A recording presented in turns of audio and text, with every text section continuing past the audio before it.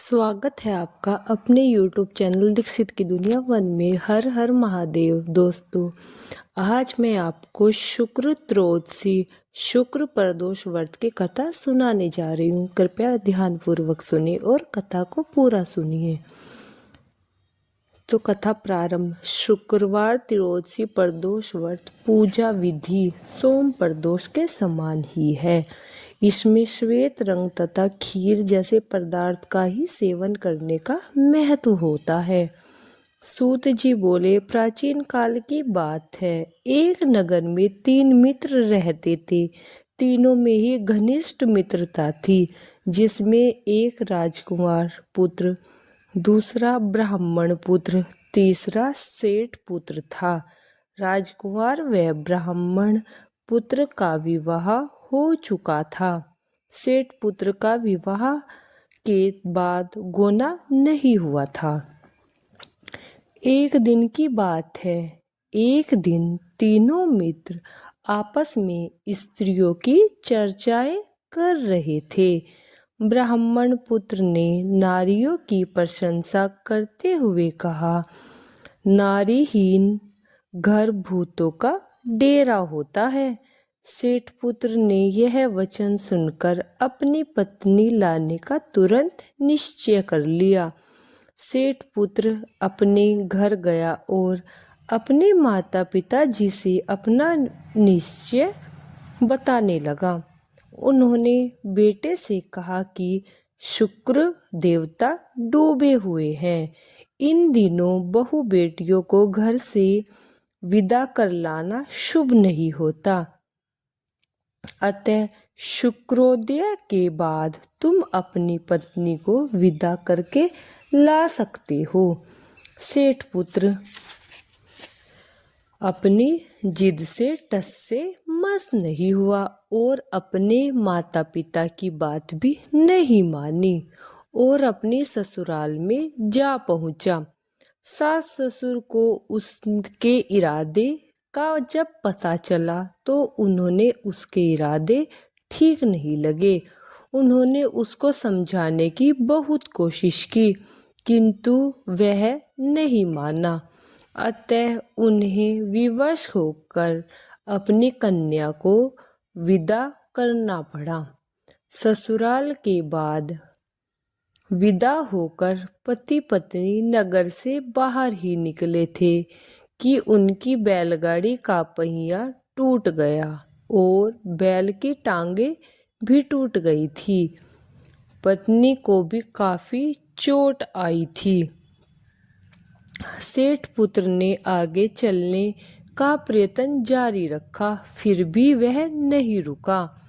तभी डाकुओं से भी उनकी भेंट हो चुकी और वे धन धान्य लूटकर उनका ले चुके थे। सेठ का पुत्र पत्नी सहित रोता पीटता हुआ अपने घर पर पहुंच जाता है।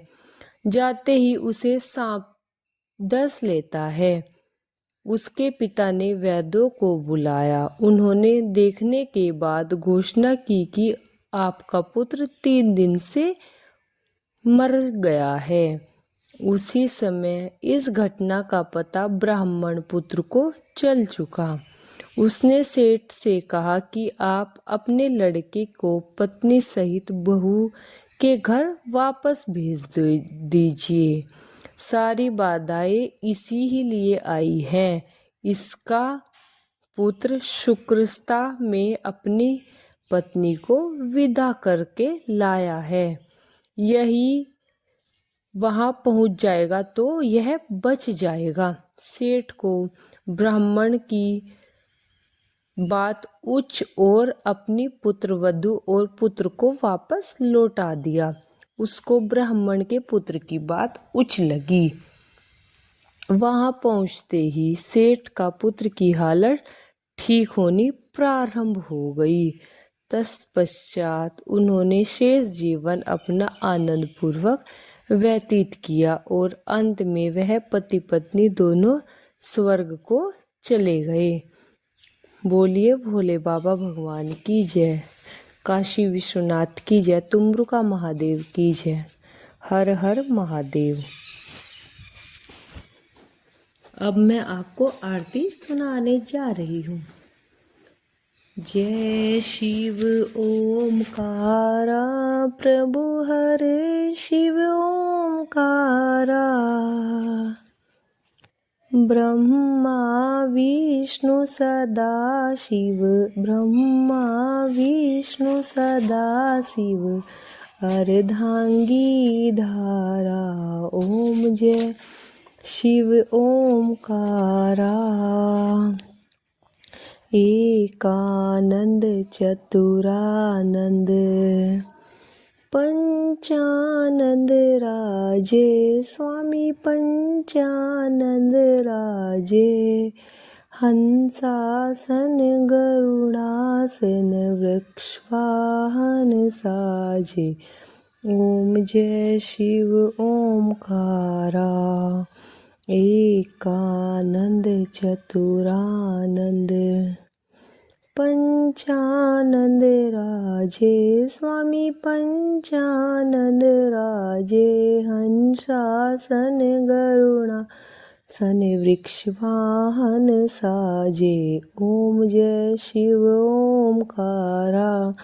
दो भुज चार चतुर्भुज 10 भुज ते सोहे स्वामी 10 भुज ते सोहे। तीनों रूप निरखता त्रिभुवन जन मोहे। ओम जय शिव ओमकारा। अक्षमाला वनमाला मुंडमाला धारी। चंदन मृग मृद सोहे भोले शशिधारी। ओम जय शिव ओमकारा। श्वेतांबर पीतांबर बाघांबर अंगे स्वामी बाघांबर अंगे। सनकादिक ब्रह्मादिक भूतादिक संगे। ओम जय शिव ओमकारा। करके श्रेष्ठ कमंडल चक्र त्रिशूल धरता भोले चक्र त्रिशूल धरता। जग करता जग हरता जग करता जग हरता जग पालन करता। ओम जय शिव ओमकारा।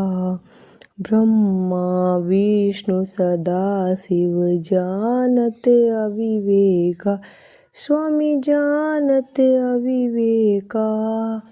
प्रणवाक्षर के मध्य प्रणवाक्षर के मध्य ये तीनों एका। ओम जय जगदीश हरे। ब्रह्मा विष्णु सदा शिव जानत अविवेका। प्रणवाक्षर में शोभित ये तीनों एका।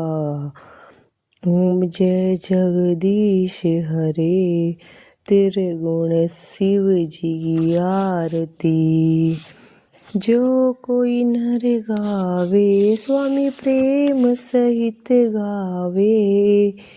कहते शिवानंद स्वामी भजत हरा हर स्वामी। सुख संपत्ति फल पावे। ओम जय जगदीश हरे। प्रदोष व्रत की पूजा की विधि। प्रदोष रजनी सम्मुख के अनुसार सायंकाल के बाद और रात्रि आने के पूर्व दोनों के बीच का जो समय होता है उसे प्रदोष कहते हैं। व्रत करने वाले को उसी समय भगवान शंकर का पूजन करना चाहिए। प्रदोष व्रत करने वाले को त्रियोदशी के दिन भर भोजन नहीं करना चाहिए। शाम के समय जब सूर्यास्त में 3 घड़ी का शेष समय रह जाए तब स्नान आदि करके सभी कर्मों से निवृत्त होकर श्वेत वस्त्र धारण करके तत्पश्चात संध्या वंदन करने के बाद शिवजी का पूजन करना चाहिए। पूजन के स्थान को स्वच्छ जल से धोकर तथा मंडल बनाकर वहां 5 रंगों के पुष्पों से पद्म पुष्पों की आकृति बनाकर कुश का आसन बिछाए। आसन पर पूर्वा भूमि मुख करके बैठे। इसके बाद भगवान शंकर महेश जी का ध्यान कीजिए। ध्यान का स्वरूप करोड़ों चंद्रमा के समान क्रांतिवान, त्रिनेत्रधारी, मस्तक पर चंद्रमा का आभूषण धारण करने वाले, पिंगलक वर्ण की जटाधारी, नीले कंठ तथा अनेक रुद्राक्ष मालाओं से सुशोभित, वृद्ध हस्तक त्रिशूलधारी, नागों के कुंडल पहनने वाले, व्याघ्र चर्म धारण किए हुए, रतन जड़ित सिंहासन पर विराजमान शिव भगवान का ध्यान करना चाहिए। व्रत के उद्यापन की विधि: प्रातः स्नान आदि कार्यों से निवृत्त होकर रंगीन वस्त्रों में मंडप बनाए। फिर उस मंडप में शिव पार्वती की प्रतिमा स्थापित करके विधि पूर्वक पूजन करें। तदंतर शिव पार्वती के उद्देश्य से खीर में अग्नि और की आहुति करनी चाहिए। हवन करते समय ओम उमा सहित शिवाय नमः मंत्र से 108 बार आहुति देनी चाहिए। इसी प्रकार ओम नमः शिवाय के उच्चारण करने से शंकर जी की निर्मित आहुति प्रदान करें। हवन के अंत में किसी धार्मिक व्यक्ति को सामर्थ्य के अनुसार दान देना चाहिए। ऐसा करने के बाद ब्राह्मण को भोजन दक्षिणा से संतुष्ट करना चाहिए। व्रत पूर्ण हो गया हो, यह वाक्य ब्राह्मणों द्वारा कहलवाया जाना चाहिए।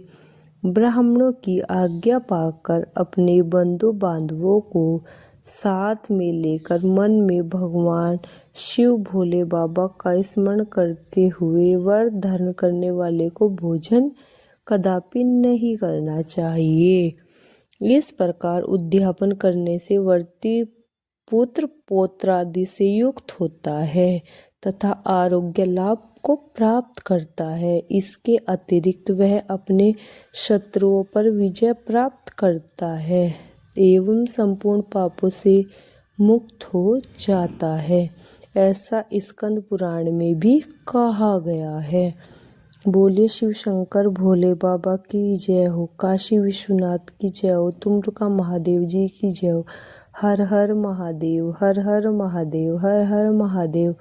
नमः पार्वती पते शिव हर हर महादेव। दोस्तों, आपको ये कथा कैसी लगी मुझे कमेंट में ज़रूर बताना और हमारे चैनल को लाइक और सब्सक्राइब करना। धन्यवाद।